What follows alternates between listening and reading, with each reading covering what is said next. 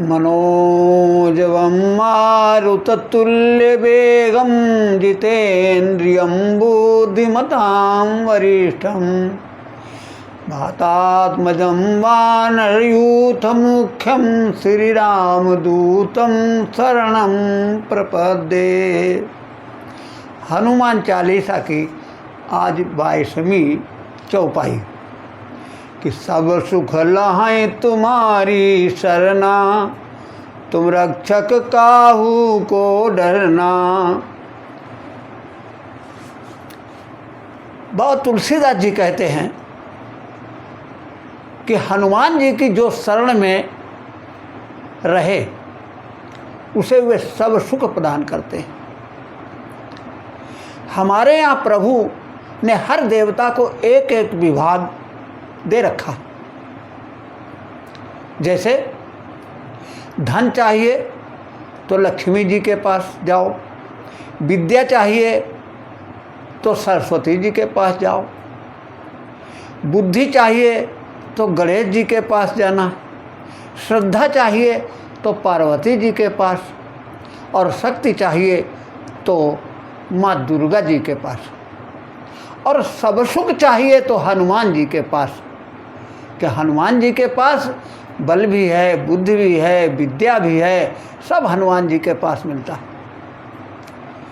जिनको भगवान की भक्ति का सुख मिला उन्हें संसार का सुख छोड़ना पड़ा। महाराज मनु शत्रुरूपा को संसार का सब सुख मिला, किंतु वे भजन का सुख चाहते।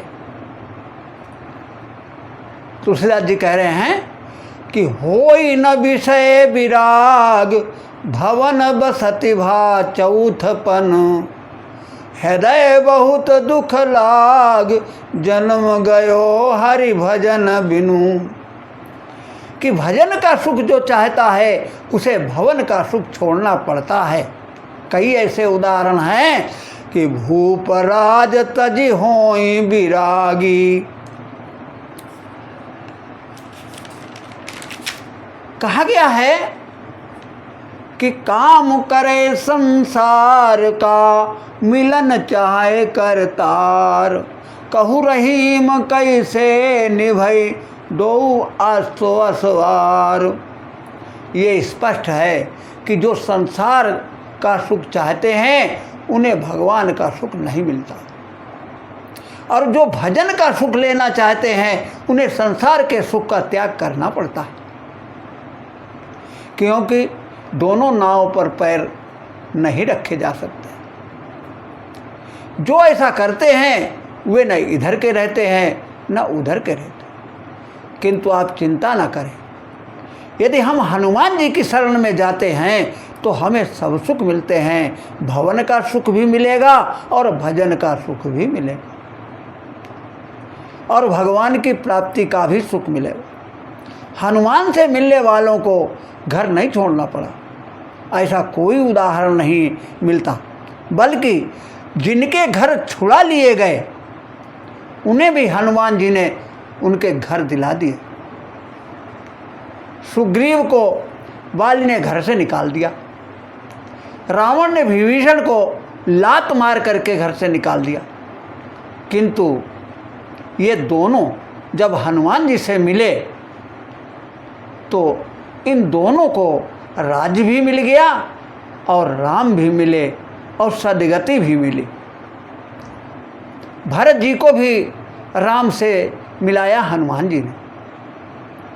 तो यहाँ तक करते हैं हनुमान जी, तो यहाँ तक करते हैं कि भक्त को भगवान के पास नहीं जाना पड़ता, हनुमान जी भगवान को ही भक्त के पास लेकर पहुँच जाते।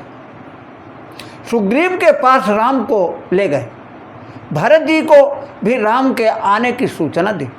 अतः संसार का सुख भी जिनकी कृपा से मिले और भगवान का सुख भी मिले, ये हनुमान जी की ही कृपा से संभव है।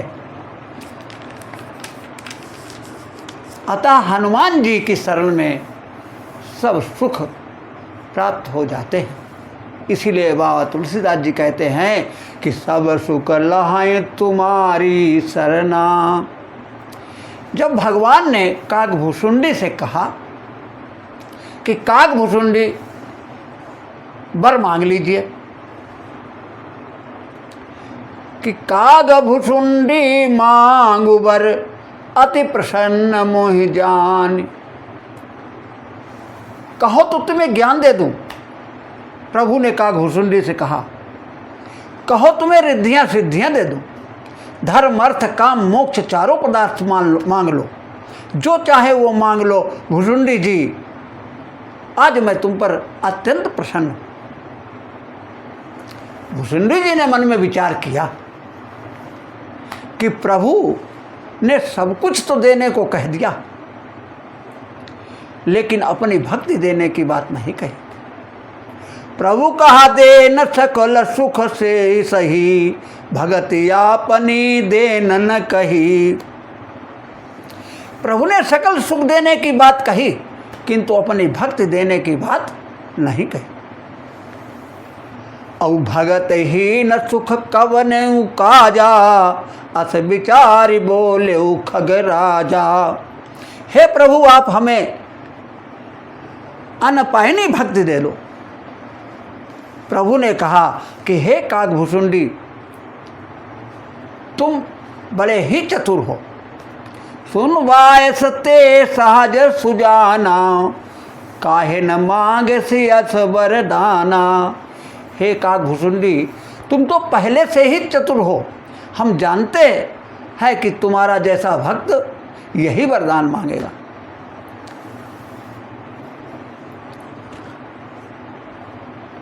तुमने सब सुखों की खानी और भक्ति को मांगा है, ये भक्ति सब सुखों को देने वाली है। तुमने मांगी क्योंकि भक्ति मिल जाने के बाद फिर कुछ नहीं चाहिए। भक्ति सभी सुखों को देने वाली है, लोक सुख और परलोक सुख दोनों ही मिल जाते हैं। और भक्ति है किसके पास? यह भक्ति हनुमान जी के पास है। राम रसायन तुमरे पासा, सदा रहो रघुपति के दासा। जो कोई हनुमान जी के पास आता है उसे राम की भक्ति मिल जाती है। अतः गोस्वामी जी कहते हैं कि सब सुख लहाए तुम्हारी सरना। किंतु यह जरूरी नहीं है कि सदैव सुख बना ही रहे। कुछ लोग तो इसी चिंता में सुख से नहीं रह पाते कि कहीं सुख चला न जाए। किंतु हनुमान जी ही एक ऐसे हैं जो सब सुख देते भी हैं और उन सुखों की रक्षा भी करते हैं। क्यों कहा गया है कि तुम रक्षक काहू को डरना। हनुमान जी हमें सब सुख देते भी हैं और हर समय हर जगह रक्षा करते हैं। देखो, जहाँ रक्षक होता है वहाँ व्यक्ति निश्चिंत रहता है। किंतु यदि कोई व्यक्ति घर में है और घर में रक्षक भी है, किंतु जब वो बाहर जाएगा तो उसे डर लगा रहेगा। यदि बाहर रक्षक है तो उसे घर में भय बना रहेगा। देश में कोई रक्षक है तो विदेश में चिंतित रहेगा, और विदेश में कोई रक्षक है तो देश में चिंतित रहेंगे। इसीलिए किसी की रखवाली में सदैव निश्चिंत रहा नहीं जा सकता, क्योंकि चाहे जितनी भी उच्च कोटि की सुरक्षा हो, उसके भरोसे हर जगह हर समय निश्चिंत नहीं रहा जा सकता। किंतु हनुमान जी ऐसे रक्षक हैं कि जो हर जगह हर समय हमारे साथ हैं। क्योंकि पवन हर जगह है, वह बाहर भी है और भीतर भी है, और जहाँ पवन है वहाँ पवन कुमार है।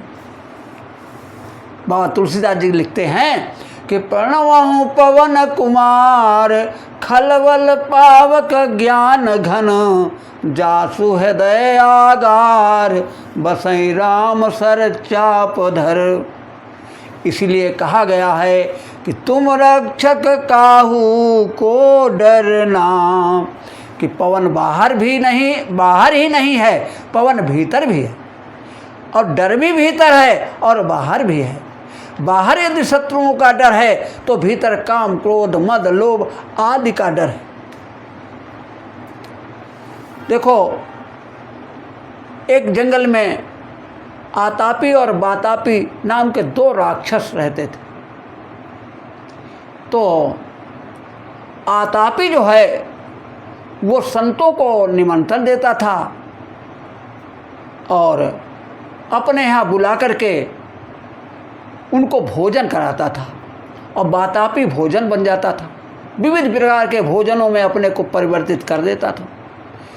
संत उस भोजन को बड़े प्रेम से खाते, और जब कहते कि आतापी तुम भी खाओ, तो आतापी कहता था भाई बातापी को बुला लें, और जैसे वो कहता था बातापी भैया भोजन करो, वैसे वो संत का पेट फाड़ करके वह बातापी आ जाता था, संत मर जाता और ये दोनों उसका भक्षण कर लेते। इस प्रकार अनेक संतों को इन्होंने भक्षण कर लिया। संत परेशान हो गए और वो अगस्त्य ऋषि के पास गए। अगस्त्य ऋषि के पास जाकर के अनुनय विनय की कि गुरुदेव, ये आतापी और बातापी नाम के 2 राक्षस ये अनेक संतों का भक्षण कर चुके हैं, इसलिए इसका कोई निदान आप कीजिए। अगस्त्य जी ने कहा कि उनसे कह दो कि हमारे गुरु जी को निमंत्रण दे दो। संतों ने आतापी बातापी से कहा कि भैया हमारे गुरु जी को निमंत्रण दे दो, वो भी भोजन के बड़े शौकीन हैं। बातापी गया और गुरु अगस्त्य को निमंत्रण दे दिया कि गुरुदेव हमारे यहाँ आपका आमंत्रण है। गुरुदेव आए और वो बातापी विविध प्रकार के व्यंजनों में परिवर्तित हो गया। अगस्त्य जी ने उसको खा लिया। खाने के बाद जब आतापी से कहा कि बातापी को बुला लो, तो अब वो बुला रहा है कि भैया बातापी, भैया बातापी। बातापी कहाँ, अगस्त्य ने उसको हजम कर लिया। इस प्रकार उन दोनों राक्षसों का अंत हो गया कि आतापी जो था बातापी के वियोग में मर गया। ये कथा बड़ी सांकेतिक है कि एक राक्षस बाहर है और एक राक्षस भीतर है। अगर यही बात हम अपने जीवन पर लागू करके देखें तो एक राक्षस हमारे भीतर है और एक राक्षस बाहर है। देखो, विषय बाहर है तो वासना भीतर है। शेष अगले एपिसोड में।